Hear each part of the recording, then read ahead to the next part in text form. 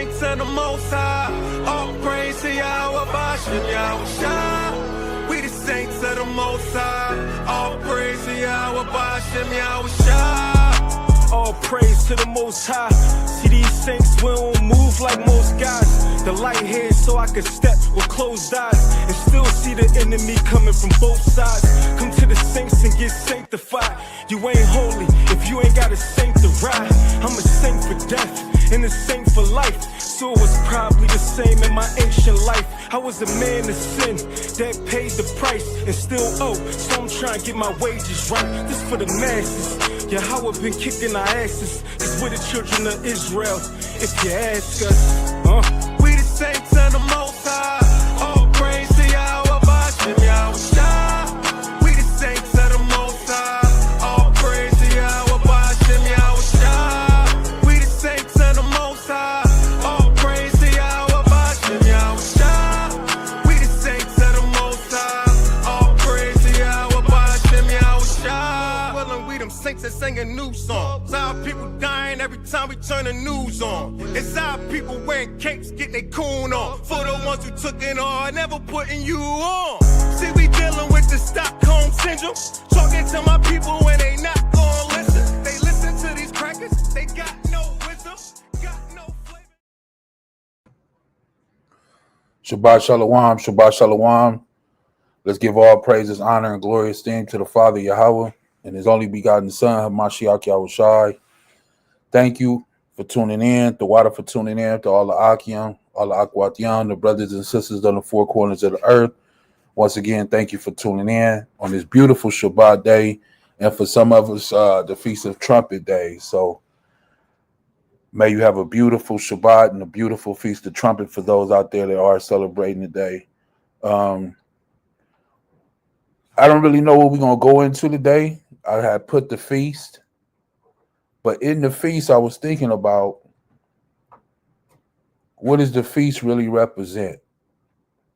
What is the reason that we have to come back 3 times a year, no matter where you are? So what's the representation of coming back to Him 3 times a year empty-handed? So we'll be diving into a multitude of things. Once again, thank you for tuning in. The water for those who have tuned in. Please do me a favor, hit that like button, that share, and subscribe. It will help the ministry and it will help the people to be edified for this message to continue to go forth, right? So if you looked on the thumbnail, it said feast, but this one just actually says live Sabbath class, where it says Shabbat Shalawam, Mashkapah, Kahala Yahawah, Shama Mashiach Yahushai, Barakatah. So let's get into some scriptures. I'm not going to hold you long today on this beautiful Shabbat, but the Most High felt it was important that we continue on, right? So as He felt it important, we should feel that it's important. So let's get into a few scriptures. Let me share my screen.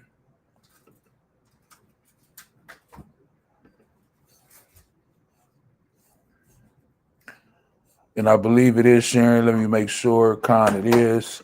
We're going to be in the book of Psalms, chapter 103. Psalms 103. And I'm going to jump down to about, starting at verse 8. Starting at verse 8. Let me know when y'all there. This is not going to be a fast class where we jumping around to a lot of different verses and whatnot. I don't like to say precepts because precepts are commandments. But with the ones that we do go to, we want to spend the time to try to unveil what's being said here today through the Spirit, right? Because everything is through the Spirit. We know that this very book that we have in front of us is a spiritual book. Yet we continue to try to look through it as a physical book, a physical eye, physical world, physical everything. But it's not physical, it's spiritual. And to separate the two at times is very difficult for the flesh and the spirit. So when you guys are there, you let me know. Y'all there? Okay. The book of Psalms, chapter 103, verse 8. It says, Yahweh is merciful and gracious, slow to anger, and plenteous in mercy. Did I pronounce that right? Plenteous? Plenteous? Just the way it looked. In mercy, right? So just in this very one verse, we find out that he's merciful, right? What does merciful mean? Does anybody know? Or give me a definition. Mercy. Say like full of mercy. Merciful is full of mercy. You say full of mercy? Yes. Okay. What you say? Basically, for a second chance. Well, it says merciful, mercy, showing or exercising mercy.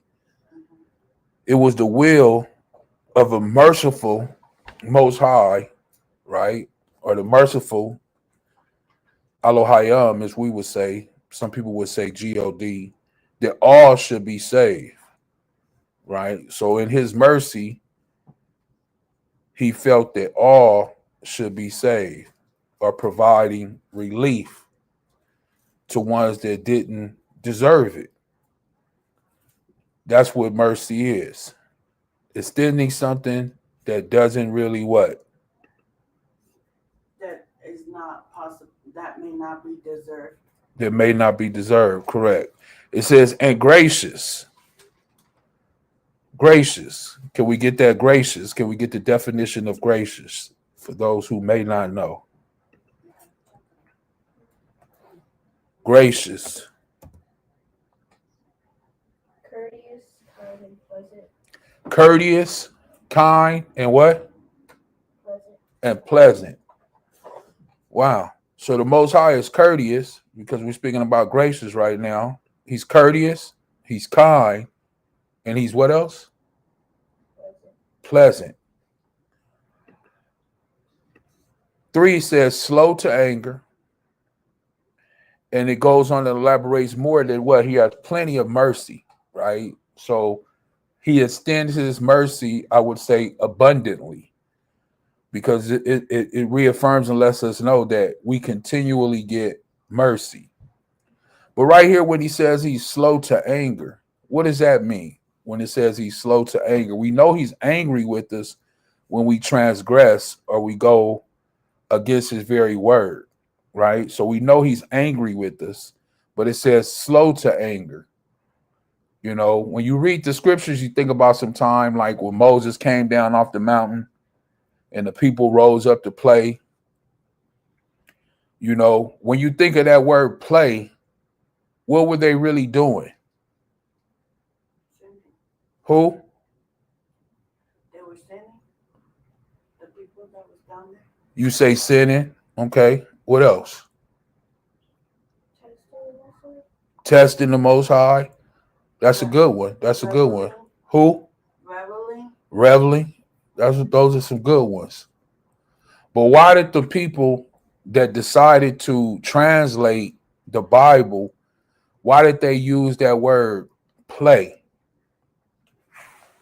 You know that word play is only used one time in the Bible. Play. And they decided to use it right there. Where we at? Psalms 103 and 8. Let me get this real quick. I want to go there. I believe it's Exodus 32, right? Let me see.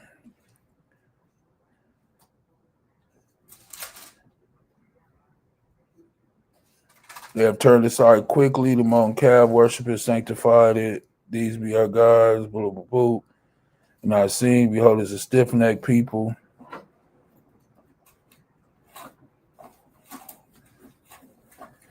What verse is that?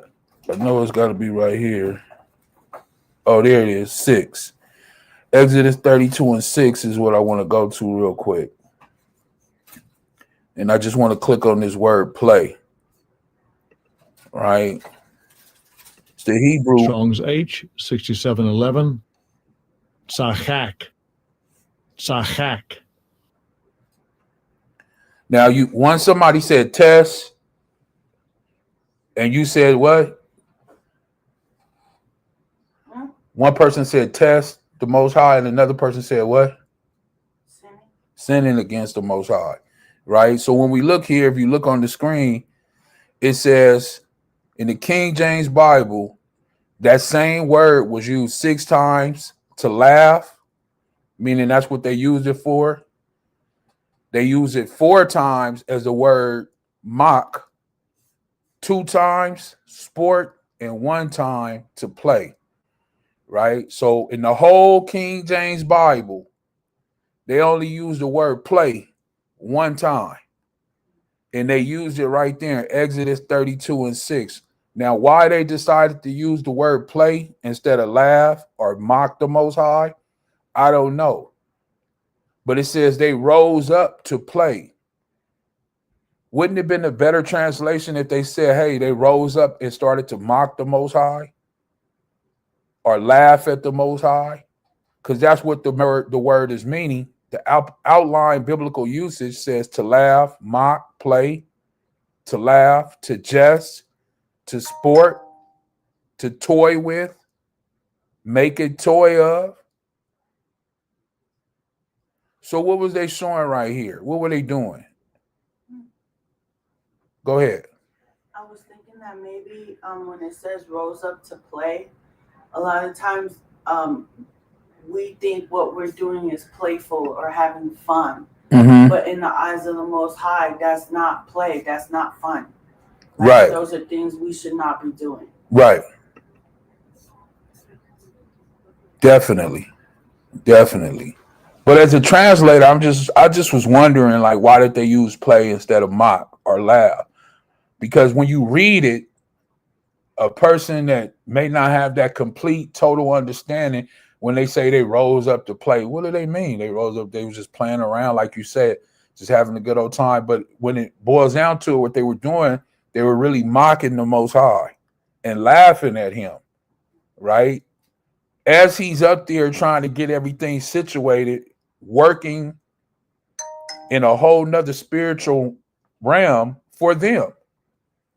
But they didn't understand, and they lacked the understanding.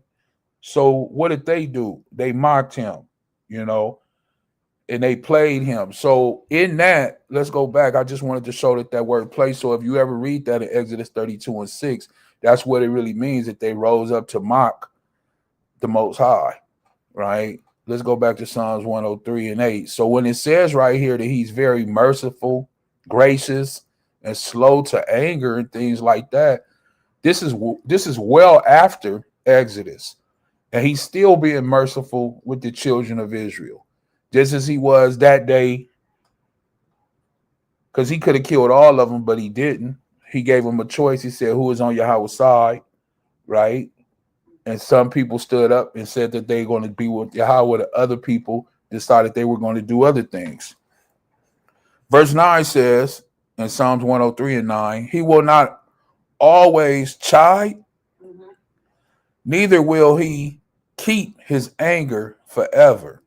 Now, this is a good thing, right? It shows us not to hold our anger forever. Don't hold on to a grudge forever.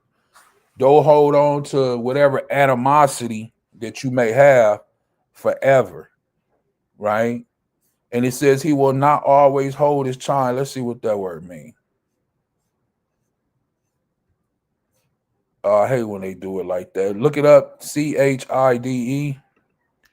I hate when it's a generic word. To strive, contend physically with words, to conduct a case of suit, grapple, mostly figuratively, to wrangle. Okay. To scold, rebuke, or express strong disapproval to someone, often with an underlying sense of disappointment or correction, but not always with anger. Okay. He's not gonna always stay on your head 24/7. If you want to put it in layman terms, not scold you constantly. You know why? In the very next part to tell you, because he won't keep his anger forever.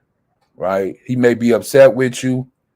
He may have went through some things with you. He may have scolded you. He may have put you through some ups and downs or whatever the things may be, but he won't stay angry at you forever. Verse 10, he have not dealt with us after our sins, nor rewarded us according to our iniquities. That's a big one. That's a big one.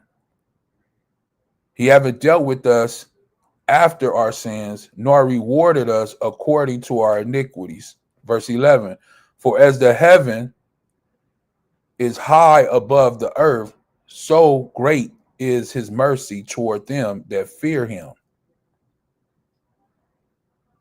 So in order to get this mercy, do you have to fear him for the mercy to be extended to you? I would think so. You say, yeah? What you say? For as the heaven is high above the earth, which we know the firmament is, so great is his mercy towards them that fear him. So it's not really saying that he doesn't give mercy to the other people of the world, but it'll be more abundant towards the ones that what? Fear him. You know, so if you fear him, and remember, we're not talking about a fear like a little kid, like you scared. We're talking about a fear of a reverence, meaning you just respect him, right? You respect him. So in respecting him,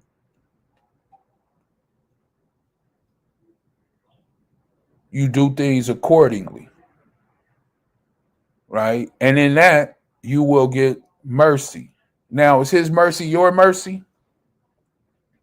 No. So verse 12 says, as far as the east is from the west, so far have he removed our transgressions from us, which is a beautiful thing. He has removed our sins from us. How? Through his only begotten Son, who has done the work in the will of the Father. That's how he's able to remove the dirt and the filth that's upon us. Because I don't care what nobody out there says or what they portray. None of us are clean, right?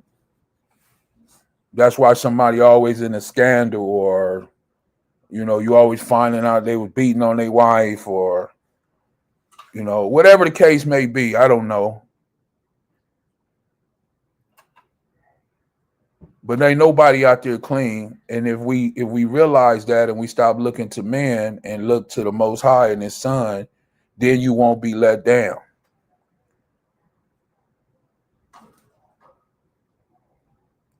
So in verse 12, it says, as far as the east is from the west, for those who live in the west, so far have he removed the transgressions from us. Verse 13, like as a father pitteth his children. That's what I said. What did I say? Pitteth? What did I? Oh, pitieth. Salakia. Pitieth his children. So YAHAWAH pitieth them that fear him. All praises. Now, why does a father pity their children? Huh? It tells you number 14. For he knoweth our what? Frame. He remembered that we are what? Dust. Now, let me just read 15. As for man, his days are as grass, as a flower of the field, so he flourisheth. So 13, 14, and 15, and I'm kind of pushing 15 together with it, but it really does go because it lets us know that our life is just like that grass that's outside. You know, depending on where you at right now, it looks green, it's flourishing. And then, you know, like where we at, I live in the desert. So everything is all dried and sucked all up and dead because of the heat, right? 105, 110 every day. So it sucks the life out of everything that's trying to live and produce right now. But it says, like as a father pitteth his children, so Yahweh does the same that fear him. Now, why?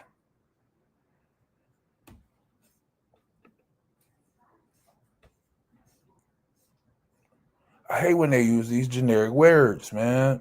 Okay, get it? PITIETH.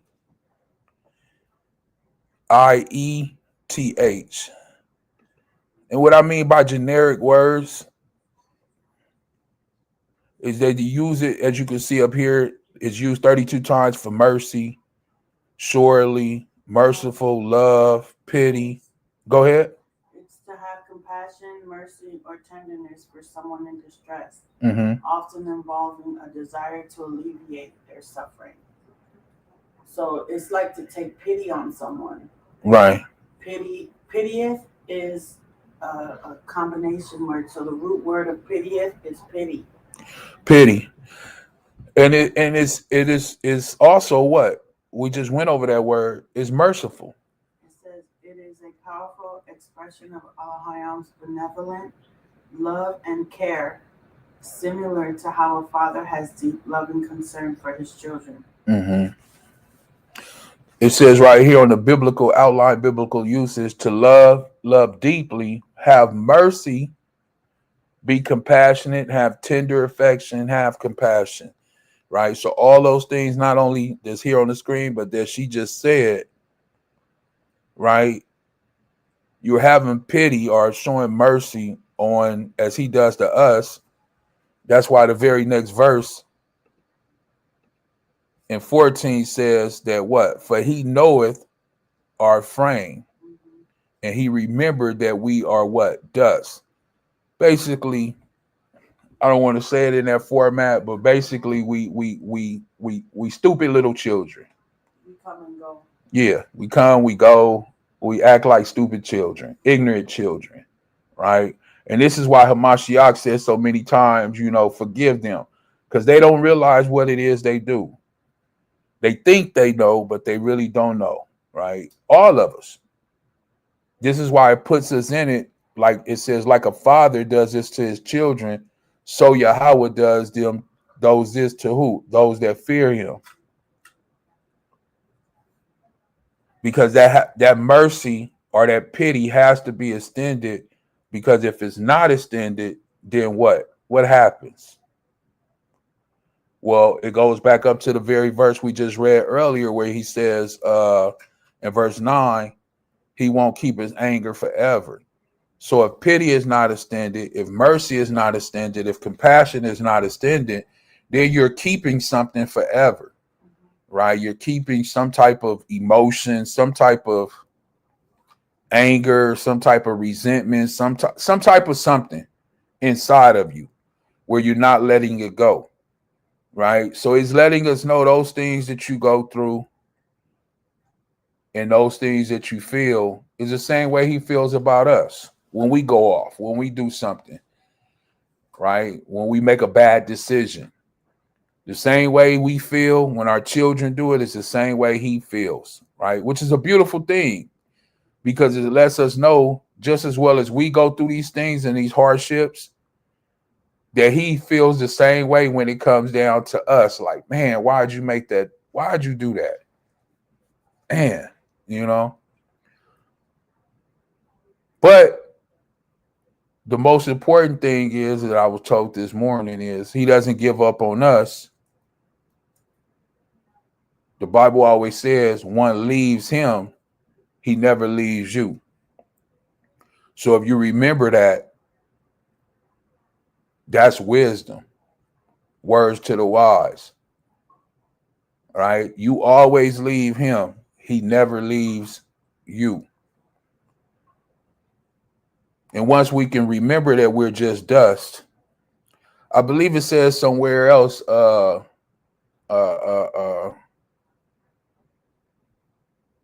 it does say it in the book of Sirach. I'm not sure exactly the verse. I don't want to quote it right now. I believe it's Sirach 18 or 10 and 18. It says, why is man so prideful, dust and ashes, right? We're very prideful in the inside, that we're something more than what we really are. We're just dust. And if we will humble ourselves and know that we're just dust and he is the creator, then we would help ourselves down here in this life. This is why he says in 15 that we're just grass and as a flower of the field. The field is called what in the Bible? The world. So we're just a flower that's in this world. So he what? Flourishes. But them flowers don't live forever. I just bought some flowers like a week ago. They still alive? Yeah, they still alive, but they don't look how they look when I bought them. I tell you that. And it's letting you know I'm going out fast, right? They still look good, but they don't look how they used to look. They actually look better. Oh, she said they actually look better. That's because I got some food and stuff, Well, you know? when you take care of things, they last longer. Yeah, when you take care of things, they tend to last a little longer. So prepare yourself.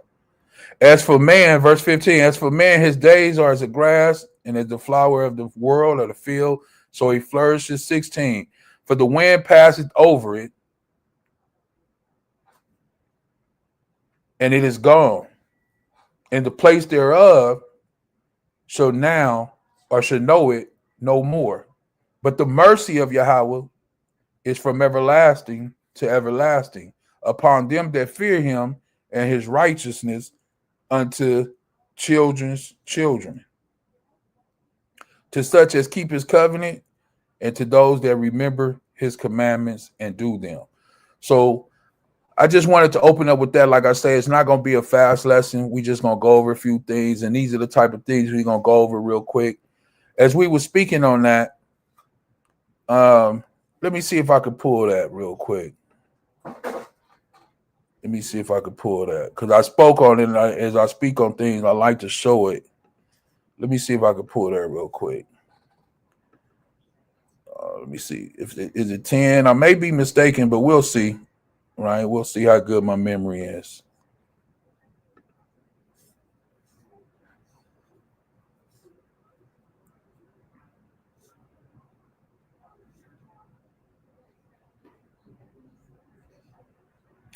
So this is the book of Sirach in the 1611 King James Bible, right? Ecclesiastic Us, better known as the book of Sirach or Sirach, however you want to pronounce it. This is the chapter 10, and I'm going to jump down to, I guess it'll be 12. It says, the beginning of pride is when one departed from the Most High. So when you leave the Most High, that's the beginning of your pride, your self-will, right?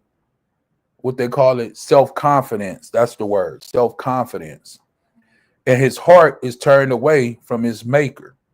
So everybody that says they're living in pride, or as people say, gay pride and these things, when you see that word pride, it lets you know that those individuals that are living in pride are living in great sin. They have turned against their maker, and they have rose up to do what, as we read earlier, to play, but really to mock the creator.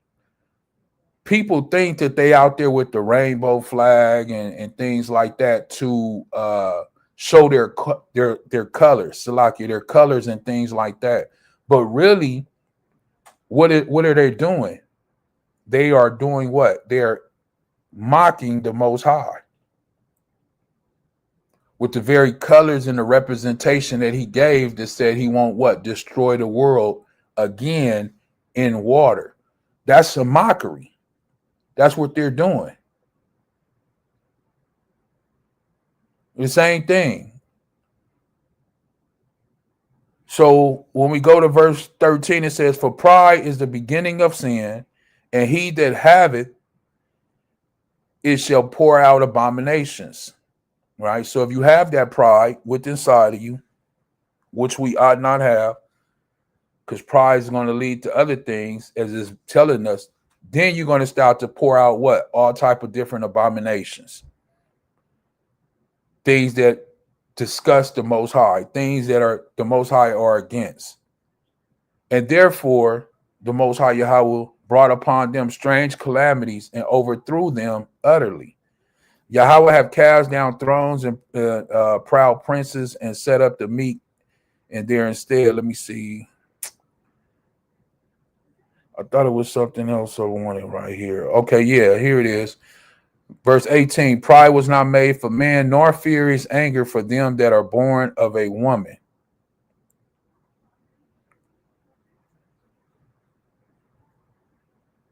So pride is not for us. They that fear Yahweh are a sure seed, and they that love him an honorable plant. They that regard not the law are a dishonorable seed. They that transgress the commandments are a deceivable seed.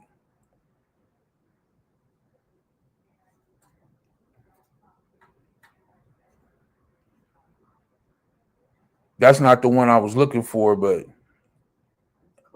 it's close to it. But I wanted that one where it says, you know, what is man? But I know it's in the book of Sirach, but let's go back. And where was we at? I was sharing that.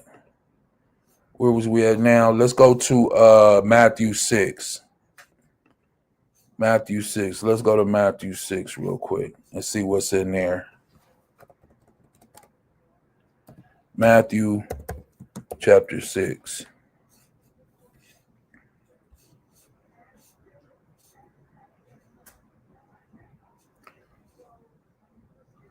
So this is the prayer that we're supposed to pray, right?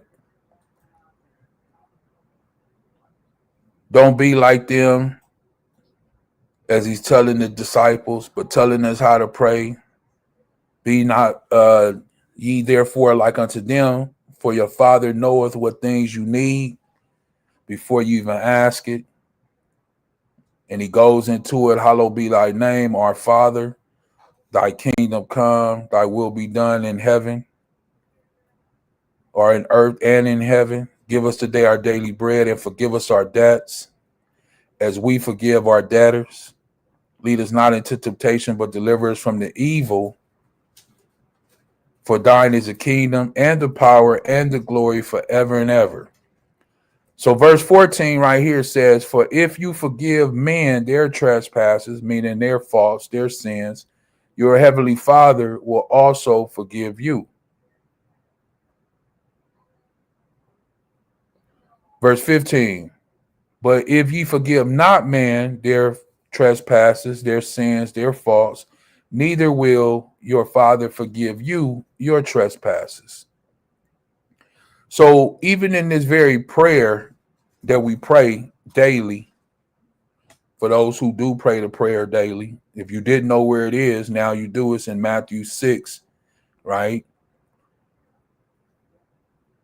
And after you pray that prayer, it says in verse 12, "And forgive us our debts." So each one of us have a debt, you know, like this debt in this world. For those who have credit card debt, or what's the most people got, that school, when people go to school loans, that really kill people. Man, they be taking out all them loans to get them so they can get a degree. Then when they finally graduate, they owe like $150,000 in school debt, right? So all of us have some debt, but this is in a spiritual aspect. The problem is that, you know, nobody should look in the mirror and think that you're better than anyone else. If for some reason in this world, people think that they're better than the next person, but we're all filthy and dirty. I don't care how many showers you take and how much deodorant you put on, or fragrance or cologne. You still dirty and you still stinky, right? The only thing that you can really put on to help you is some blood. And that blood is from Hamashiach Yahawashi, right? And it don't cleanse you necessarily like if you take a shower, right? It don't cleanse you that type of way. This blood is going to cleanse you in a spiritual aspect, not in a fleshly aspect. That's what people didn't really understand about with John the Baptist. And when he said, yeah, I come and I baptize with water, but the one coming after me is going to baptize in the fire. You know, that fire is something different than what you're doing with some water. Yeah, the water, you can dip yourself in there. If you funky, you know, you can wash yourself with some soap. It'll make you smell better. But it ain't going to change you. It ain't going to change the person you are. When you look in the mirror, you still know the things that you did, the thoughts that you had, right? So we all got debts. Let's just put that like that. And in verse 12, it says, as we forgive our debtors. So we have to forgive people, and we hope that people would forgive us. That's what we hope for. Now, in the hopes that that doesn't happen, right? If I said that correctly, in verse 14, it says, it lets us know, for if ye forgive man their trespasses, your heavenly Father will also forgive you. Letting you know if you have a forgiving heart, kind, you know, merciful, pity, compassionate, right? If you have all these things, then your Father will forgive you. But if not so, verse 15 lets us know, but if you forgive not, whoever the brother or sister may be, if you don't forgive them, it says, neither will the Father forgive you. What shows is that we have, and I use the word have, is because it's letting us know right here that if we don't do it, then he won't forgive us, right? Because he's the final judge. Then it goes in to kind of tell you about how to conduct yourself when it speaks about fasting and different things like this, because a lot of people just do things because they want to be seen, right? Either on camera or, social media, or even back in these days, they just stand on the corners and things like that. So this is kind of what it's going into right here. And about not laying up, treasures on earth and things like that. That's what it's kind of going into here, right here.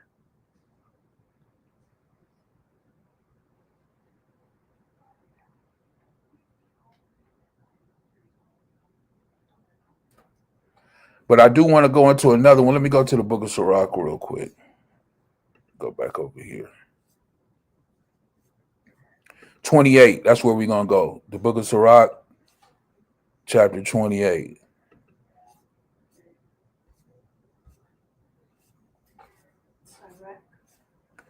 Yeah, better known as the book of Ecclesiastic Us.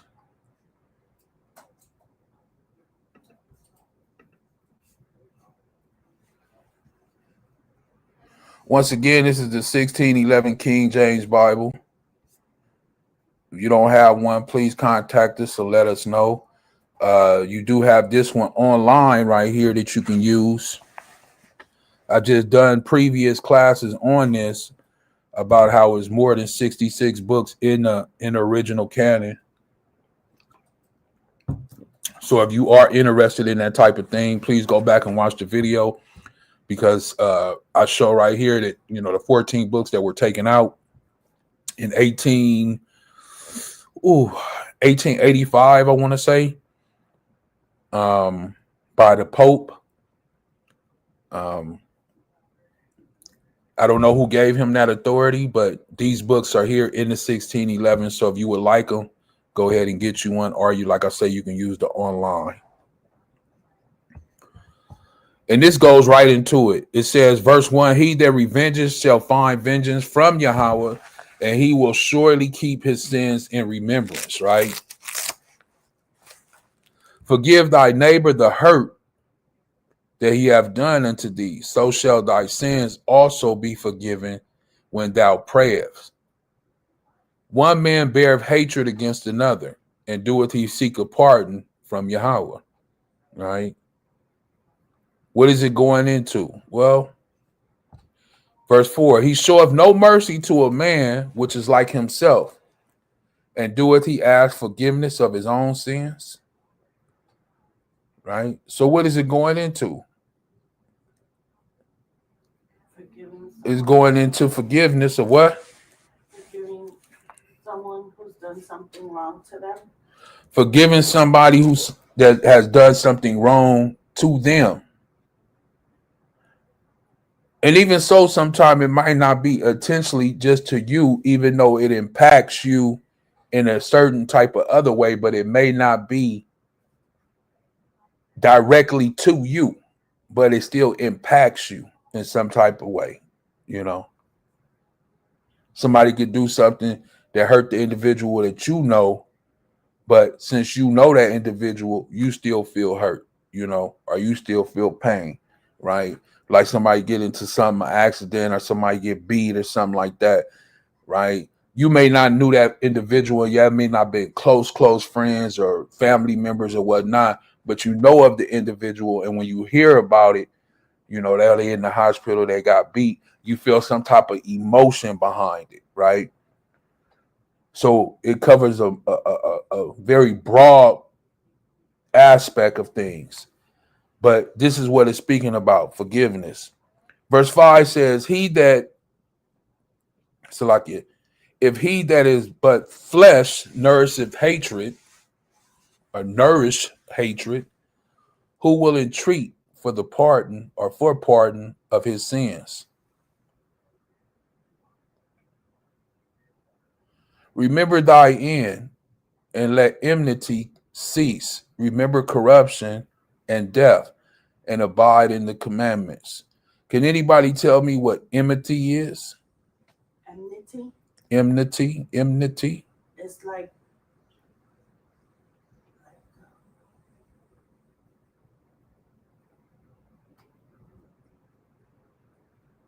enmity is extreme hatred. Yeah. Right? So it says, remember thy end. Right? What's your end? What's your end? Jenny Wood, what's your end?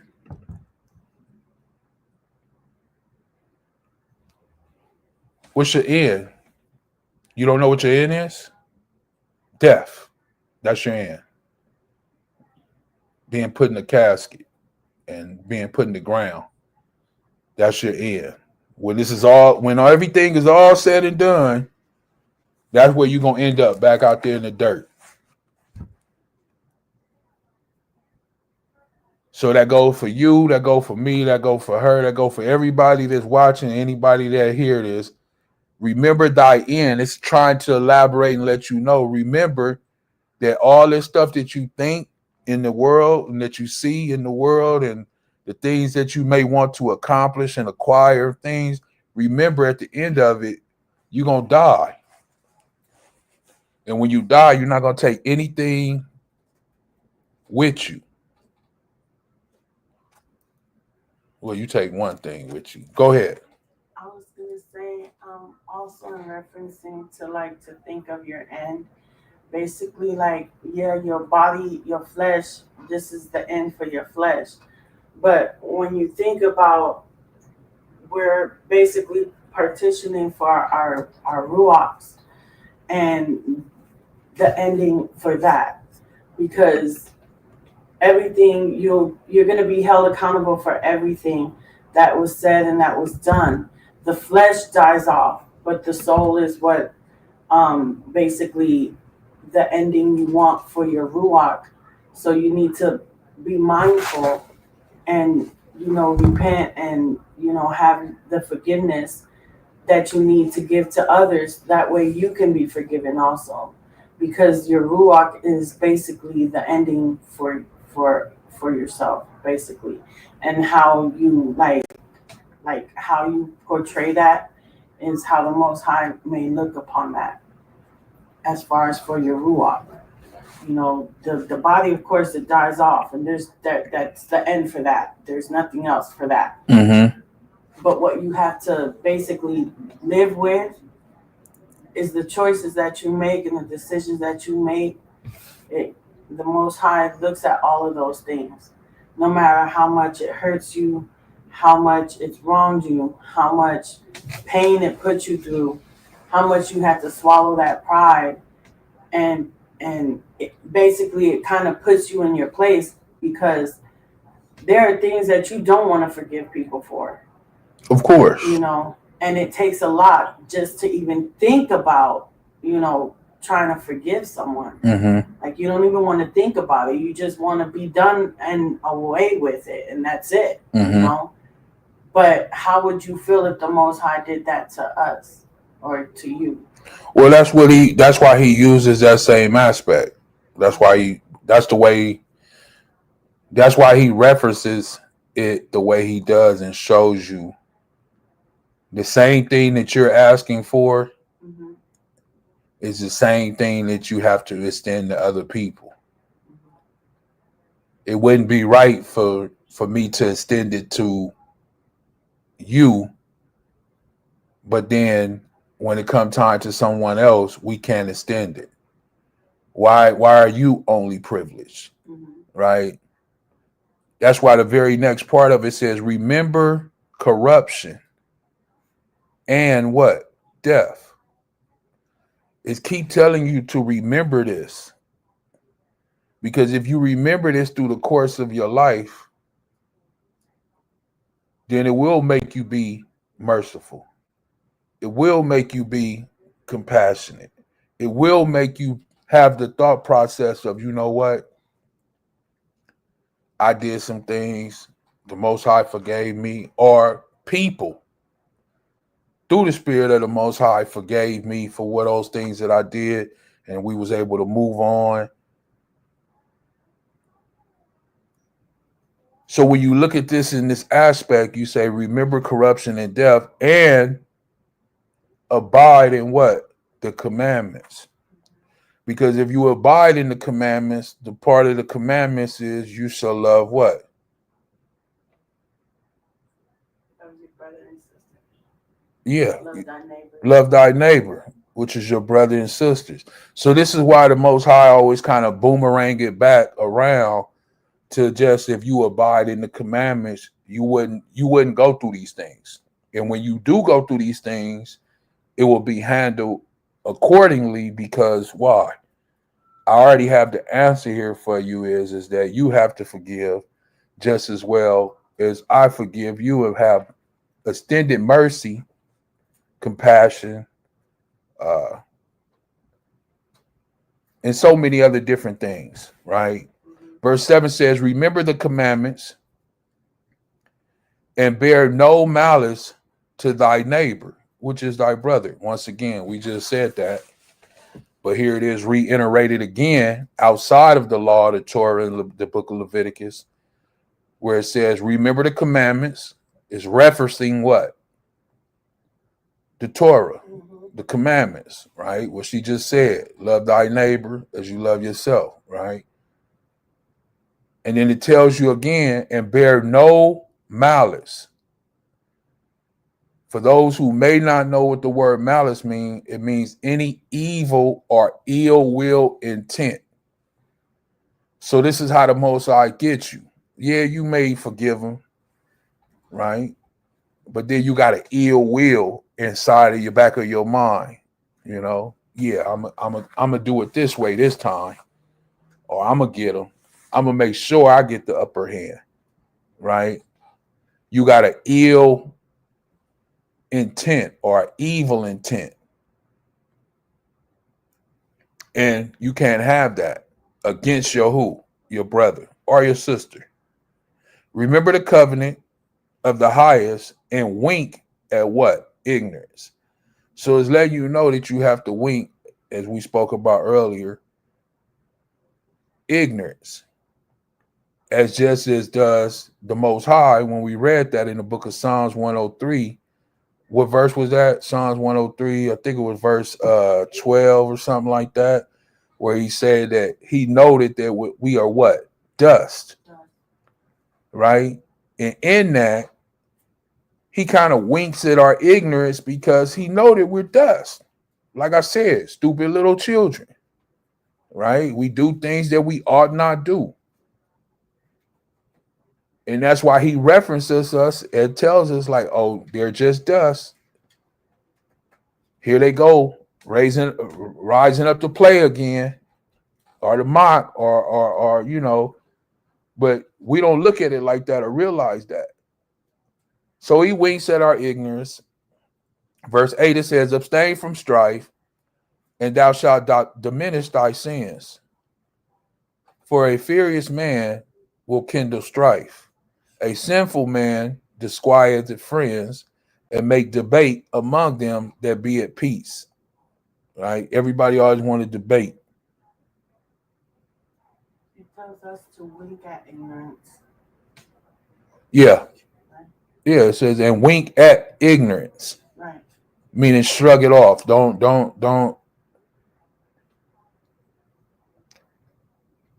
indulge in it. They don't know no better. Yeah. Just leave it alone. Just leave it alone. You know better. They don't know no better. You be the bigger person, you know, and you just say it is what it is, you know.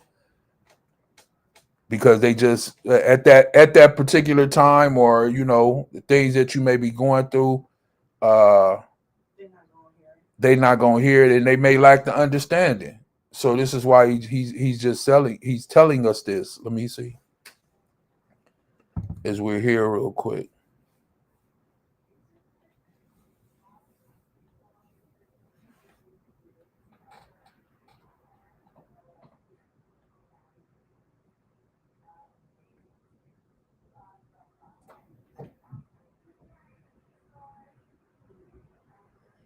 Where do I want to go? Oh, 2.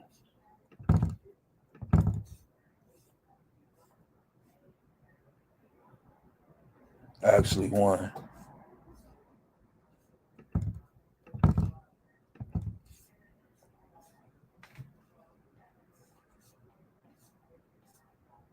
This is the same book, chapter 2. And I just want to go to verse 11.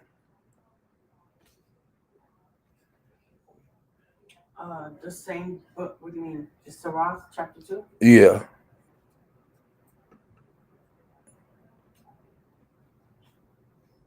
And you said 11? Yeah.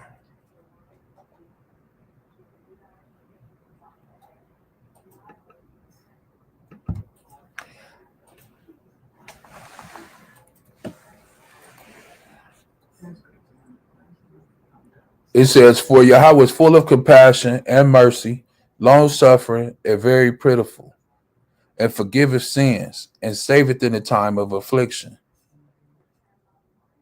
Woe be to the fearful hearts and the faint hands and the sinner that go 2 ways. Woe unto him that is faint-hearted, for he believeth not. Therefore he shall not be defended.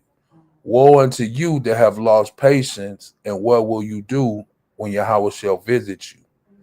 They that fear Yahweh will not disobey his word, and they that love him will keep his ways. They that fear Yahweh will seek that which is well pleasing unto him, and they that love him shall be filled with the what? Law. They that fear Yahweh will prepare their hearts and humble their souls in his sight, saying, we will fall into the hands of Yahweh and not into the hands of man. For as his majesty is, so is his mercy. So as we always continue to read through the Bible, no matter where we're at, it's always going into what? How merciful he is, how much compassion he shows, right? So let me get a couple more. Like I said, I'm not going to hold you long today. Let me get a couple more and we'll get ready to close. Let me go to Luke. One of my classics, right? Well, not my classics, but one of the classics in the epistles. Right. Luke what? Luke 17. Oh, something with that. Because I was looking at the Luke 17 and 3, right?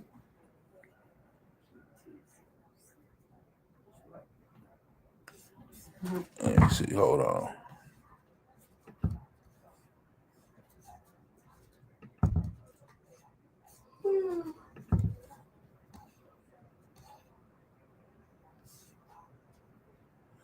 So we're in the book of Luke in the New Testament, and we'll start at verse 3, right? It says, so watch yourselves. If any other believer, brother, sister, sins, rebuke that person. Then, if there is repentance, forgive, right? So forgive them if they have repented for what it is they have done. Verse 4, even if that person wrongs you 7 times a day, and each time turns again and asks for forgiveness, it says you must forgive. And this is one thing that I know me and one of the Ahchcyam or the Ox was talking about, and this is how the Most High has it, even when you want to be upset, angry, pride, just everything, running. And I can't say masculinity because it can happen to both men and women. But everything just going at once. And you want to be this, it has enraged you. But when you have those things, like you said, the commandments, and this is why you said keep it on your mind. Yeah, you might get caught for a minute in it. But even though that's why he say when he said earlier about how the anger doesn't last forever, because even within that, as time continues on, that spirit started to come, well, you can't be angry forever. Well, you can't hold, what is the word we just said? Malice in your heart. You can't have ill will in your heart against this person. You can't strive to do anything evil to this person, right? The Bible even goes into where it says, don't let the sun go down on you and your significant other going to sleep, upset or angry, right? And it tells us that we shouldn't do it. Does that mean sometimes we don't do it? Well, I'm guilty of it. I've done it, but we're not supposed to. We're not supposed to go to sleep angry at one another. Just in that instance, it say you're supposed to, whatever it is, you're supposed to squash it before you go to sleep. And the reason why that is because if you die like that, the Most High gonna hold you guilty of that because you had that in your heart and on your mind before you were taken from the earth. And you knew that you were supposed to let it go and you didn't do it. You held on to it, which is evil and wicked. Because let's be honest, when it's all said and done, none of that stuff ain't gonna matter anyway. Because that was all physical, and you're no longer physical. You're in the spiritual realm. So none of that stuff that happened physically to you, it doesn't even matter anymore. It holds no weight. That's done. So you can't come up and say, oh, well, they hit me or they did this or the Most High don't care about that because that was fleshly. This is spiritual. And he told you how to conduct yourself in the spiritual aspect while you was here on earth as to what? It's telling you right here. Even if that person wrongs you 7 times a day, 7 times in one day, and turns again and asks for forgiveness, it says the Bible says you must forgive. Verse 5 says the apostle said to the master, show us how to increase our faith. Imagine that. Right after he says this, now the apostles are asking him, listen, show us how to increase our faith to that.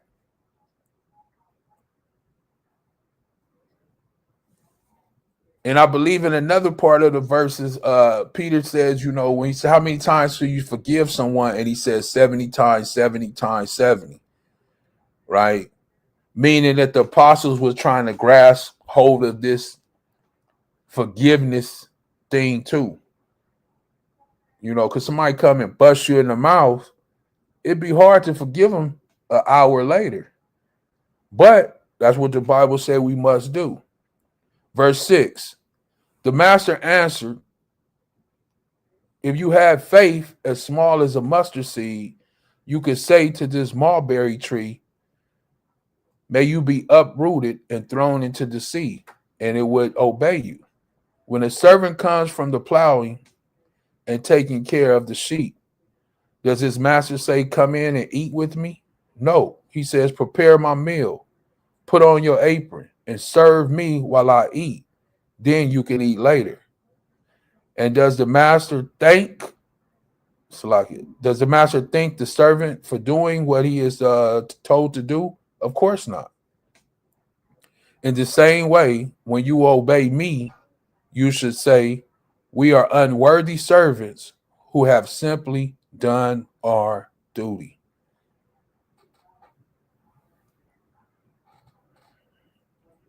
And I don't think we think like that.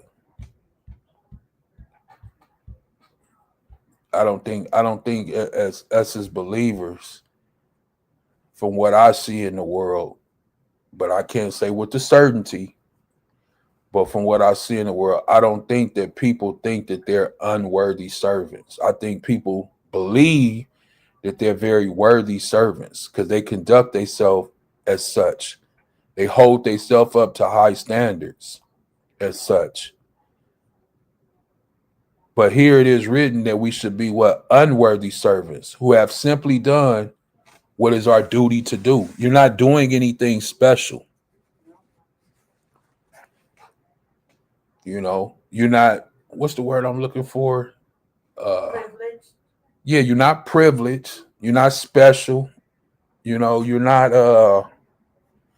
That's why he said we dust, because we're disposable. We come and go. right. There's so many souls that come into this world that what we do is like, look at you.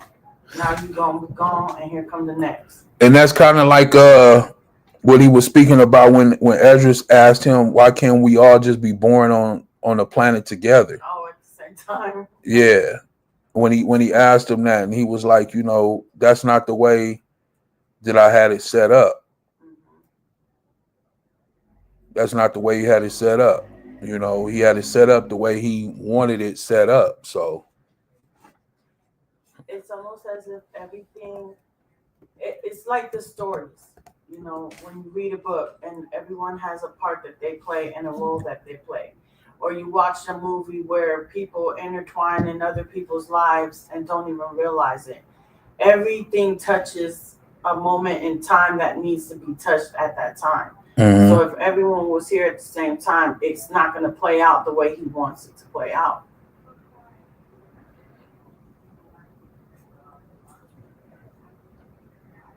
Well, everything is, from my understanding, everything is weighed in the balance. Mm-hmm.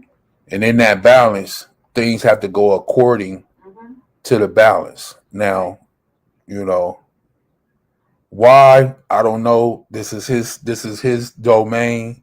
Like he said, we're just dust living in this, right? But I wanted to read something real quick. And it says right here in the book of Ephesians, chapter 4, verse 21. And this is for everybody who has heard about Yahawaah and come to know Yahawaah. Verse 21, it says, since you have heard about Yahawaah and have learned the truth that comes from him, throw off the old sinful nature and your former way of life, which is corrupted by lust and deception. Instead, let the Spirit renew your thoughts and attitudes. Now, that's what I was talking about when I said, like, me and the Ak was talking. And I want to be fired up. I want to be mad. I want to be this. But then these thoughts, these things of this new way of living, this new way of life, knowing the commandments, letting the Spirit speak to you, you know, it tell you, man, you can't be malice like that. You know, you can't be evil like that, you know, or that would be wrong to do, you know. So a lot of things that you want to do or you feel that you want to do in the flesh, man or woman, you know, when you come to this, as it says, now you have known Yahawashi, and you got to put off a lot of those former things, a lot of that evil that you would have done, the malice and the evil intent and the conniving and the things of this nature, just to touch on a few. Because now you becoming a new creature. So you got to let that new creature show. Like it says, the Most High is very merciful. So you extend mercy to people. You know, he's very forgiving. So you extend forgiveness to people. What was the other one? Oh, you know, and you don't probably have to use this word because people might take it the wrong way when you say pity, you know, or pitteth, you know, however you want. Pitieth. Yeah, pitieth. Yeah. You know, but you people, when if you tell somebody you doing this because you pity them, they may take it in the wrong way. You know what I mean? Oh, you pity me like you better. It's not about being better than anyone. It's about just knowing that you, an individual at this time, may lack understanding, just like me at my times, and I can only speak for myself, lack understanding of things. Even though I thought I was in the right, I wasn't. But it was people that was around me that allowed for me to go ahead and continue on. And I'm gracious for that. But it could have been a lot of evil and things, you know. So you just never know. So in the walk of walking with the Most High, he's teaching you and he's telling you, even right here. And I'm going to get another one real quick in Peter, that, you know, your attitude basically has to adjust. You know, we still in this flesh. Yeah, you may get angry. Yeah, you may get upset. But one of the grandest things that's in the scriptures that it says that we must have is temperance. And if you don't have temperance, then you're missing one of the core values of walking in the faith, right? And we're gonna get a few more of those, but it's a few of them. You know, temperance, patience, meekness, long suffering. You know, these are things that are in the spirit. And on the flip side, when you go into it, like in the book of Galatians, chapter 5, it tell you about the things of flesh: anger, strife, murder, right? So those things are easy. We know how to do those things. We know how to be angry at somebody. We know how to cause strife. We know how to cause ruckus, corruption. We know how to do all those things. But when we look in the word, it tells us those things are things of the flesh. Why? Because it's just going to bring more strife. It's just going to bring more trouble, right? It's not going to solve anything. It's just going to be more and more and more mischief. So let me finish this. 23, it says, instead, let the Spirit renew your thoughts and attitudes, right? Which is very important, like I just went over, because it would allow you to know, hey, maybe this, or maybe I was wrong for this, maybe I was wrong for that, or maybe I should just go ahead and forgive, or maybe I should show pity, or maybe whatever the case may be, right? This is the Spirit renewing your thoughts and your attitudes. Verse 24, put on your new nature, created to be like who? The Most High, truly righteous and holy. 25. So stop telling lies. Let us tell our neighbors the truth, which is our brothers and sisters, for we are all parts of the same body. And don't sin by letting anger control you. See? Now, right here in this epistle is referring to, and this is Paul writing, is letting us know that sin is anger, or anger is sin, vice versa. And it could control you. And if it controls you, man, we know what anger could do. Anger turns into pride, because once you go down that rabbit hole so far with the anger and you just out there on it, it's like, okay, man, you don't done enough. But now pride kick in and you just want to do extra. You know, for those who have been on that road before. It says, don't let the sun, oh, here it is right here. Don't let the sun go down while you are still angry. There it is, Ephesians 4:26. That I had commented on earlier, right? So like I told you, it was written in here that we're not supposed to let the sun go down while we're still angry with one another. Why? It's going to tell us. Here it is, 27. For anger gives a foothold to who? The devil. Right? Why? Because if you angry, you go to bed, or you sleep on it. When you wake up, you angrier. None of that went away. You still angry. Now you don't gave him time to what? Muster up things in the spirit. Let you hear stuff. Let you feel. Oh, you remember last time. And you remember, yeah, and you yeah. If I was you, I wouldn't. You know, and that devil creep in and he continue to grow. And ain't no telling where he could take you, you know. Ain't no telling, you know, like Jack told Helen. I mean, he could take you on a serious ride, just put it like that. But this is why the Bible is letting us know right here, don't go to sleep, you know, or don't, let the sun go down with you still being angry. Squash that, because the devil has a time he see that. And when he see that, he like, oh, okay, cool, I got to open it. And he takes advantage of it. You know, he takes advantage of it. And he'll try to pull everything down. And say, see, I told you. See, they wasn't like that, or she wasn't like that, or he wasn't like, I told you. And then you start to ride on that. Verse 28. If you are a thief, what did it say? If you are a thief and you're stealing, instead use your hands for good hard work. Yeah, I think this is NLT. And then give generously to others in need. Verse 29. Don't use foul or abusive language.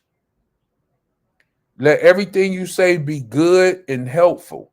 So we shouldn't be using foul or abusive language. Now, it should be no kids watching this, but for those who may not know what abusive or foul language is, what's an example? Cuss words. Don't give me no beep. I don't give a beep. I don't want to beep. It shouldn't be like that. And words that bring people down. Who? Words that bring people and words that bring people down. What you say? Degrading, right? Humiliating words, right? Foul or abusive language. Let everything you say be good and helpful, so that your words will be what? An encouragement to those who hear you, right? And I'm going to do a lesson on what we say. But that's powerful right there, verse 29.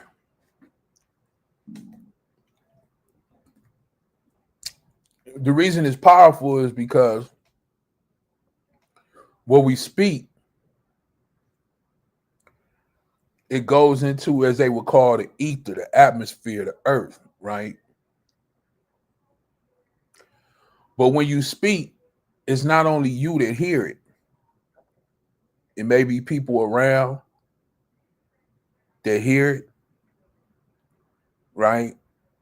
It may be just a particular individual that you're speaking to. But if you always speaking good and helpful things, it's always what? An encouragement to whoever may hear it. They never hear slander out your mouth. They never hear you putting people down. That, that's kind of like what the old saying is, somebody might say, hey, I heard Tasha And they said, no, no. You know, the mofo, they said, no, I ain't never heard her speak like that. I ain't never heard her speak like that. You know, not to say she haven't, but I ain't never heard, as long as I known her, I ain't never heard her curse. And I've been knowing her about 15 years. Because, see, you could play a role, but people will slip up. Let them, you know, get caught in a situation or angry or whatever. Hey, and them curse words will come out, or that abusive language will come out. You know, so we just need to be cautious, or more cautious, I should say, on how we use our words, because words are power, you know, and we have to understand that, because we want to encourage people. What this really does is really is going into a spiritual aspect of an individual or individuals, purging them with this fleshly,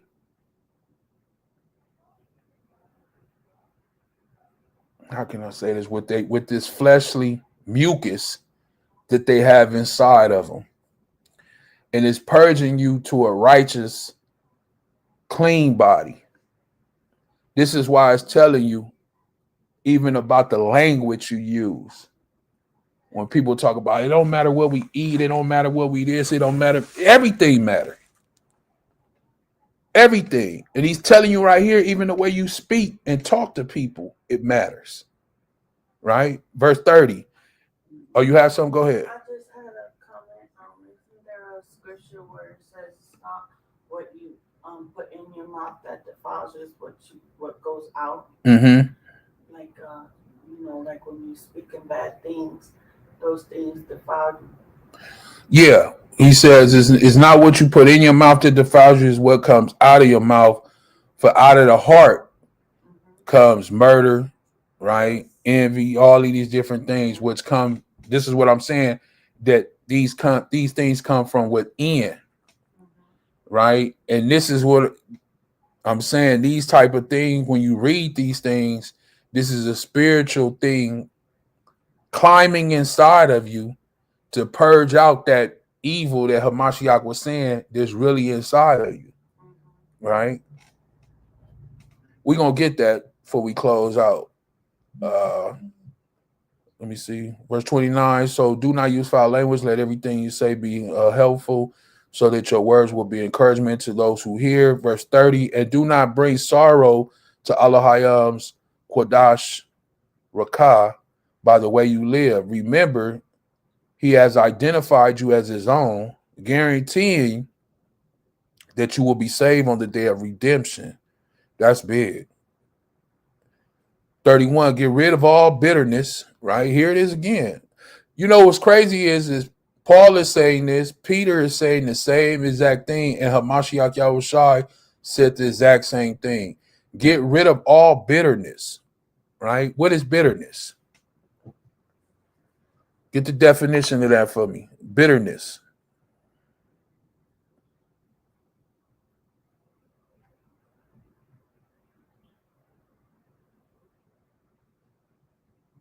Anger and disappointment at being treated unfairly. Resentment. Read it one more time. Anger and disappointment at being treated unfairly. Resentment. So anger about how you being treated. It says often leading to destructive behaviors like wrath, slander, and malice. Right. So you got that. Get rid of all bitterness, which is anger. Being concerned about how you being treated. Rage, anger, harsh words, and slander, as well as all types of evil behavior. All types of evil behavior, right? And that's just a multitude of stuff. Whatever we do in our life that's evil, he's letting us know, get rid of it. Verse 32, it says, instead, be kind to each other, tenderhearted, forgiving one another, just as the Most High through Hamashiach has forgiven you. So this is how he ends this right here in chapter 4, that we have to be what? Tenderhearted. And I know for some of us, especially men, we were raised to be not tenderhearted, cold-hearted. And it's just so different when you come to Hamashiach Yahushua, when you come to the Father. Like man, to be cold-hearted like is easy. Well, I guess it's not easy. You have to really be it's a lonely thing to be cold-hearted, and it's not easy. You have to endure that for periods of time to where you feel that it's easy now, right? Because I remember when I was a little boy, when I first started to feel those feelings, it was very hurtful, the coldness, you know. But as time went on in life, and you go through things and you grow in these areas, in these, you know, you grow cold. You grow cold, you know. So now when you know, as Nicodemus said, now that you're a grown man and you need to be reborn or born again, it's like, how do you do that? How do you turn something that's cold-hearted into a tender heart? How do you give it life back? How do you, when they hit the heart and try to see if it's going to start back pumping, how do you bring life back to something that's been dead for 20 years, 30 years? Some people, man, 50, 60 years. Well, he tells us right here, instead, be kind to each other, tenderhearted, forgiving one another. That's the start of it, right? Forgiving one another, just as the Most High through Hamashiach has forgiven you. So once you realize how much you've been forgiven through who? Hamashiach Yahushua, and all the work that he did, right? Because a lot of people think that, oh, he came here, he shed his blood, and he laid down his life for us. Yeah, he did that. But it's a lot more that he did. A lot more. He's been working since the beginning. Go ahead. You know, it just came to me that a lot of people, they always say that, you know, in order to change somebody, you need to tell them how they need to be. And truth be told, it's really not the way you change a person. Because you can't change a person by telling them. You can tell them till they blue in the face. But when it says that there are some people who Hamashiach live in, you know them, of course, by their fruit and how they are because of what they do. You see how they are. And that's what makes another person change, by them seeing how you are with others, and it makes them want to change and be that way. That's why it was, I don't want to say it was easy probably, but it was a lot less harder for the disciples to change how they were. Right. Because they walked with him. Right. You get what I'm saying? They were able to see that example in the flesh. So he was able to show them. Right. And it wasn't just word of mouth. The harder job is word of mouth. Yeah. Because don't nobody want to listen or hearken to what is being said and told. Right. Everybody think they got the right way to say it. But when you're walking with the Most High, it's just going to show in your spirit, in your ruach. It's going to resonate. People are going to say you have this aura about you, or when they speak about you, it's always good things, because that's what they see. Right. And that's what you want. That's what you want to be like. Therefore, you start to change. Right. And you figure out how to be that type of person. Right. Definitely. That's why I say it's a purge from within. You know, that's what it really is.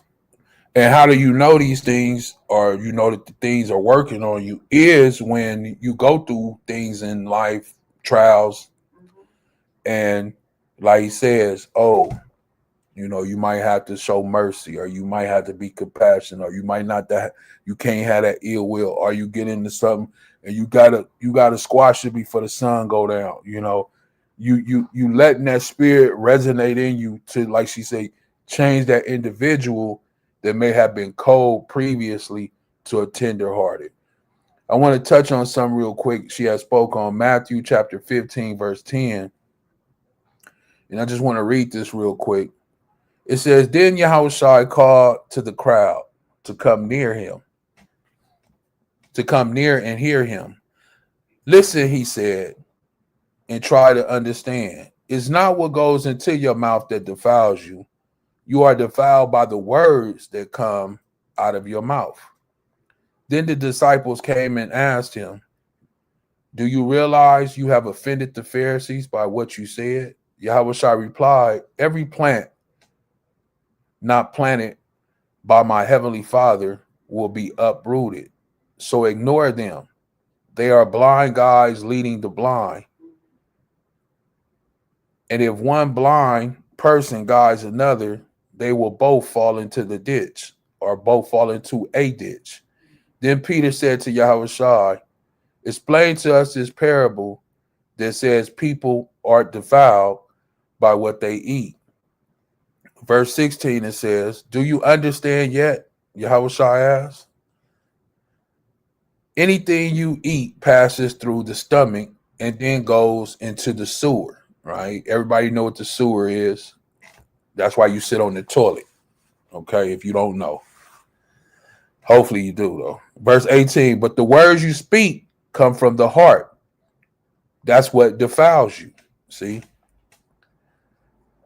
So, yeah, you might eat something in your body, but it's going to go down into your stomach, into the acid. It's going to be processed, and you're going to take you're going to use the restroom, and you're going to poop it out, and then it's over with. It's done, right? But it's a difference when you have these things lurking in your heart. This is what Hamashiach Yahushua is trying to say. It's a total difference when you have these things in your heart lurking. But the words you speak come from the heart. That's what defiles you. From the heart, huh? I was going to say, there's a saying that people say that when a person is abused. When a person is abused? Yes, when a person is abused, they're always saying that the worst abuse that they have encountered is verbal. Verbal abuse. Because it's not, when you're physically abused, those bruises, they go away. Unless you have scars or whatever, but they go away. Some of them. Right. Depending on how he was hitting or she was hitting. Right. But those words that people say, they affect you. Right. To the point where you believe that about yourself. And you're damaged for a really long time.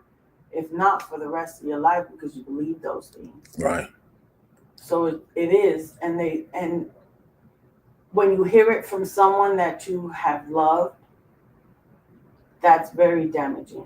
That's why I was saying earlier about when we speak, as he was saying earlier, let it be good things and encouragement, not putting down or belittling, or there was another one you said, or she had said. But yeah, that's very, very great insight. Yeah. For those women or men, because it goes both ways, because women do verbal abuse to men too. Yeah. So on both sides, for the men and for the women that may go through those type of verbal abuse situations, it's not good. For those that may be married or things like that of that nature, I would try to encourage you to talk to your partner if they're a partner that you can talk to. I know some partners can't talk to one another, and it be it's hard. But if you can talk, let that be known. And the one of the worst things is that once it's said, you can't take it back. And like she was saying, you know, you never want your wife or your husband to start to think that those things that were said are true. And like she was saying, that, you know, there's a possibility they can start to think that, especially if you hear it all the time and you start to feel like, well, maybe I am, Even children. Maybe I am stupid, or maybe I am I'm no good, I'm stupid, I'm no good, you know, useless, yeah, you know. all those things, you know, which is another form of what he was saying earlier about when you speak like in a corruptive type of way, right? Verse 15 in Matthew 15 and 19, it says, "For from the heart come evil thoughts, murder, adultery, all sexual immorality." So that covers a multitude: theft, lying, and slander. All these things come from where? The heart. Verse 20 says, "These are what defile you. Eating with unwashed hands will never defile you." That was the problem. The Pharisees was more concerned about traditions or things that didn't even matter, about them eating something because they didn't wash their hands. But yet they had all of these things in their heart. And this is what Hamashiach Yahawashi was saying. You worried about us washing our hands to eat, but yet you have evil thoughts in your heart. You have murder in your heart. You have adultery in your heart. You're a thief. You're a liar. And you're a slanderer, right? These are the things that defile a man or a woman, but not eating with unwashed hands, right? This is what is being said. So let me go right here. If you didn't have nothing, I wanted to go to Peter real quick because I spoke about him, how him and Paul was kind of like on the same thing. This is First Peter. We're gonna close out right after this. This is First Peter chapter 4, verse 1. It says, "So then, since Hamashiach suffered physical pain, you must arm yourself with the same attitude he had and be ready to suffer for it." Right? You got to be ready to suffer too. "For if you have suffered physically for Hamashiach, you have finished with sin. You won't spend the rest of your lives chasing your own desires, but you will be anxious to do the will of the Most High." Right? So you're forfeiting. I don't want to say forfeit. You're forsaking your desires that you may have in this so-called world that we live in, right? To what? Do the will of the Most High. What is the will of the Most High? If anyone doesn't know, it's to believe on his only begotten Son, right? And follow his commands. That's his will. You must believe on his only begotten Son, the one who was sent, and then believe in him, believing on his Son, you believe in him, and then you will do his will, which is follow his law, statute, and commandments. Verse 3, it says, "You have had enough in the past of evil things that godless people enjoy: their immorality, their lust, their feasting, drunkenness, wild parties, and their terrible worship of idols. Of course, and your former friends are surprised when you no longer plunge into the flood of wild and destructive things they do. So they slander you. But remember that they will face the Most High, who will judge everyone, both the living and the dead. That is why the good news was preached to those who are now dead. So although they were destined to die like all people, they now live forever with the Most High in the Spirit. The end of the world is coming soon, therefore be earnest and discipline in your prayers. But most of all, or Salakia, most important of all, continue to show deep love for each other. For love covers a multitude of sins." That's what I wanted to get to, right? Love covers a multitude of sins. And it says to show deep love. "Cheerfully show your home with those who need a meal and a place to stay. The Most High is giving each of you a gift from his great variety of spiritual gifts, use them to serve one another. Do you have a gift of speaking? Then speak as those of the Most High himself were speaking through you. Do you have a gift for helping others? Do it with all your strength and energy that the Most High supplies. Then everything you do will bring glory to the Most High through Yahawashi Mashiach. All glory and power to him forever and ever. Amawan.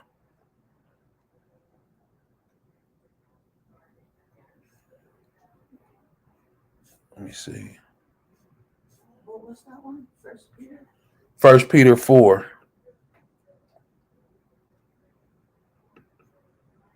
Yeah, that was 1 Peter 4. And what version were you reading?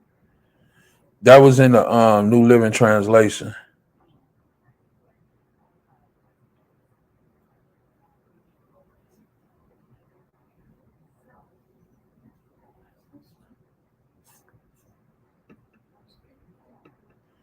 First Peter, yeah, it was 1 Peter 4. It just sounded really different. From what, the King James?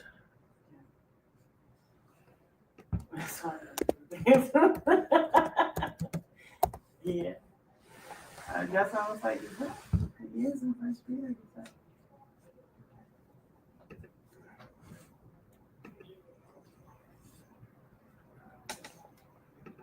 Well, we could do the King James. Let's go to 2 Peter chapter 2 real quick.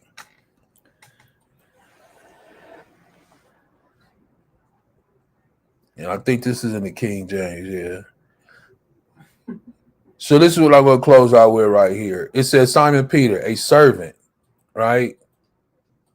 An apostle of Yahawashi Mashiach, to them that have obtained like precious faith with us through the righteousness of the Most High and our Savior, Yahawashi Mashiach. Grace and peace be multiplied unto you through the knowledge of the Most High and of Yahawashi our Master, according as his divine power have given unto us all things that pertaineth unto life and godliness, through the knowledge of him that have called us unto his glory and virtue, whereby are given unto us exceeding great and precious promises, that by these ye might be partakers of the divine nature, having escaped the corruption that is in this world, having escaped the corruption that is in this world, having escaped the corruption that is in this world through lust, and besides this, giving all diligence, add to your faith virtue, and to virtue knowledge.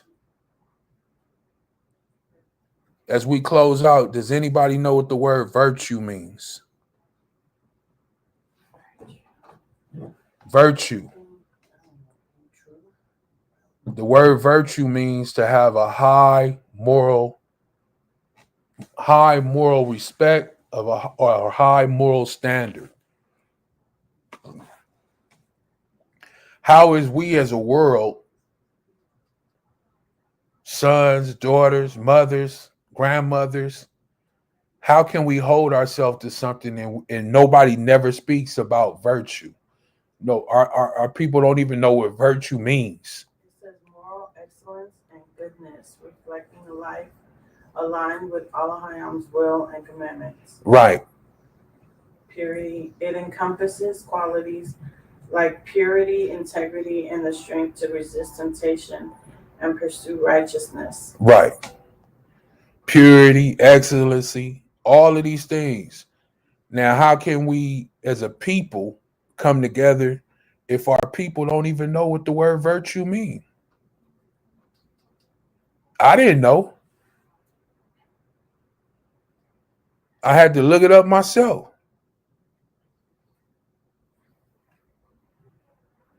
Now, how can we be something? How can we become something? How can we walk in this if we don't even know what it is? But yet there's a church on every corner. I don't understand it. If you ask a Christian what is virtue, they don't know. They don't know. Because if they knew and they was living this, we would see it. Peter says, and besides this, giving all diligence, meaning you should use every effort. You should be working on this constantly. It says, add to your faith. So this is something that we have to add to us.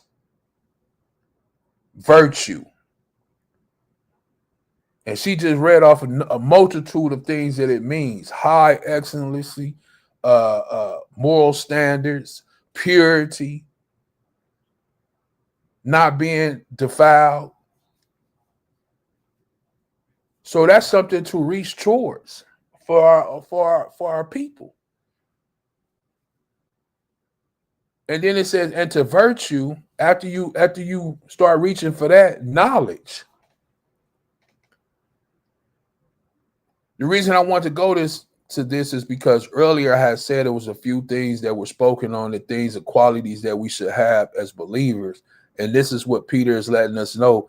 These are some of the qualities that we should add to our faith as an individual, man or woman, that have faith and believe in Hamashiach Yahawashi. So yes, after you have the faith, you have to add to your faith virtue, right? Knowledge. Verse 6, he says, and add to knowledge temperance. This is what I was speaking about earlier. And after you receive the knowledge and you add temperance, it says, and to temperance, patience. And to patience, godliness.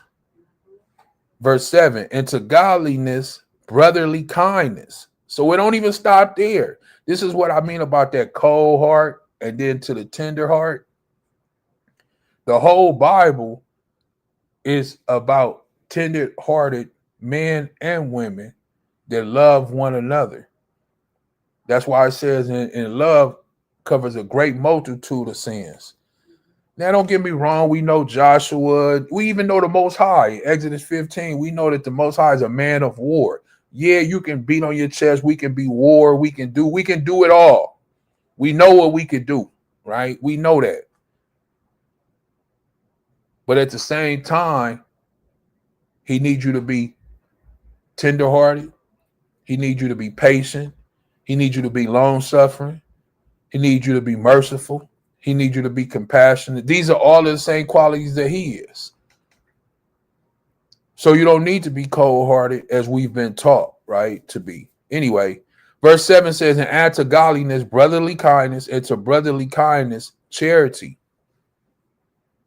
Verse 8, for if these things be in you and abound, they make you that ye shall neither be barren nor unfruitful in the knowledge of our master, Yahawashi Hamashiach.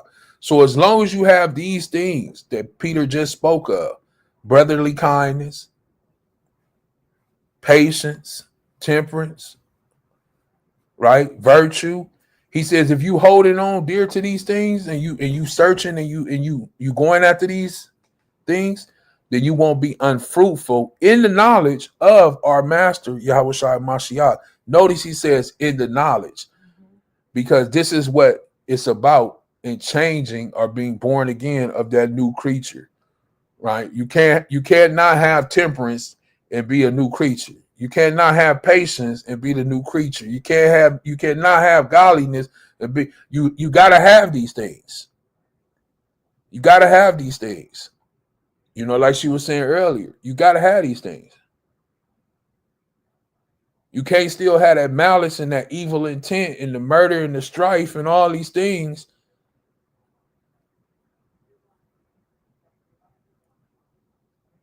You just can't do it. Verse 9 says, but he that lacketh these things is blind and cannot see afar off, and have forgotten that he was purged from his old sins. Wherefore, the rather, brethren, give all diligence to make your calling and election sure. For if you do these things, you shall never fall. Right? You should never fall. This is what Peter is letting us know. Let me close out with this one. Galatians 5:19. Right? I'm going to just go right to it.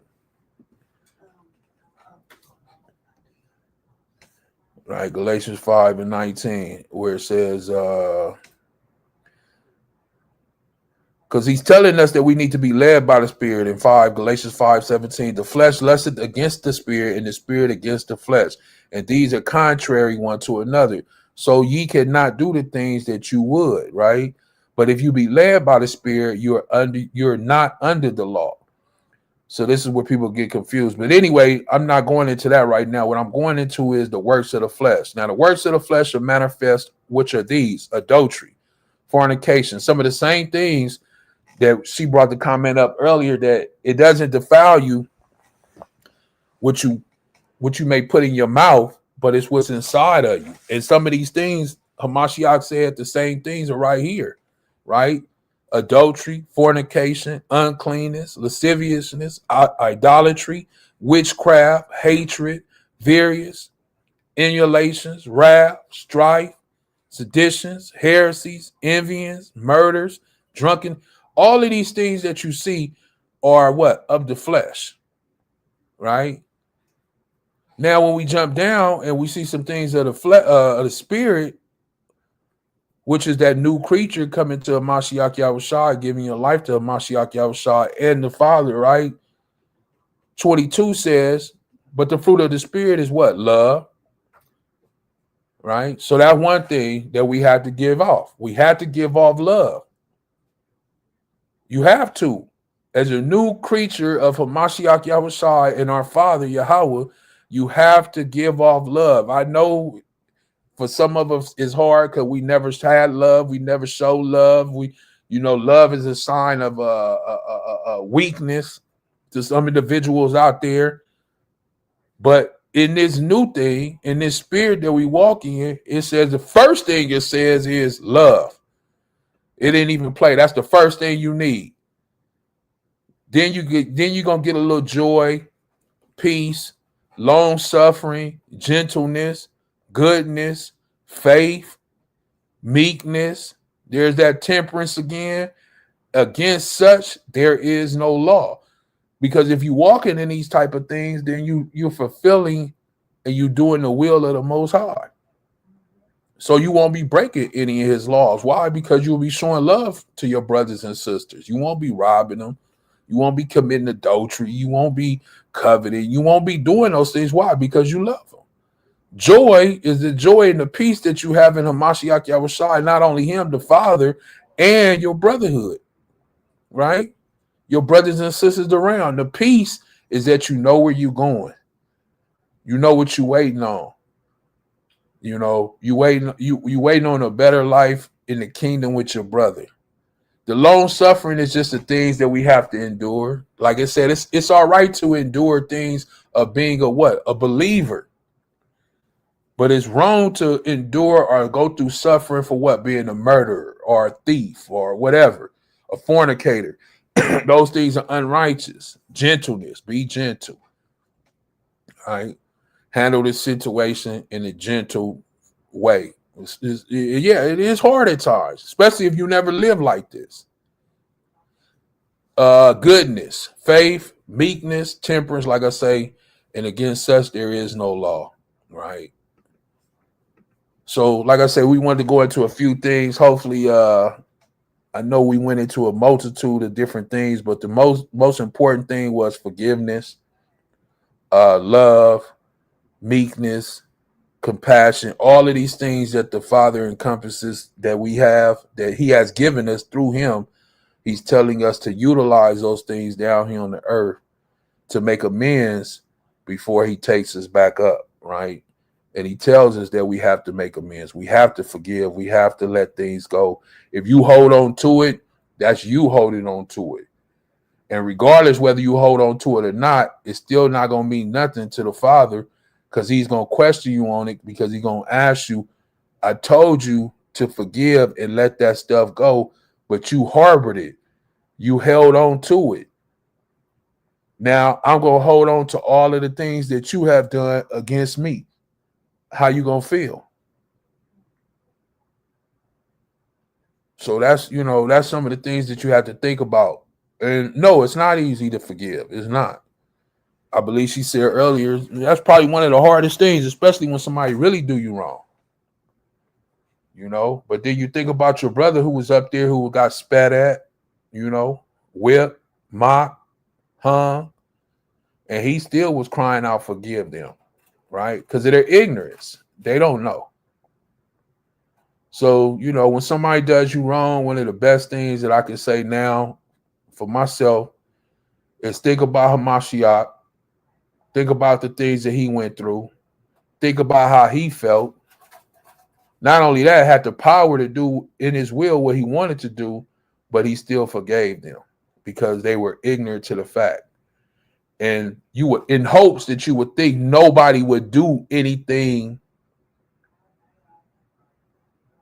to harm you or to bring ill against you unless they were truly ignorant of the fact. And they really have to be. They really have to be. I know they may be doing it intentionally then for that moment because they think that that's what they want to do, but it's still in ignorance because they really don't have, they lack the understanding of what it is they're really doing. So with that, that's all I got. Anybody got anything before we close out? No? Okay. Well, like I said, once again, hopefully it was edifying for you. With that, we say Shalawam, Shabbat Shalawam, and Kwam Yasharallah. Have a beautiful rest of your Shabbat day. Shalawam. Shalom. Shalom.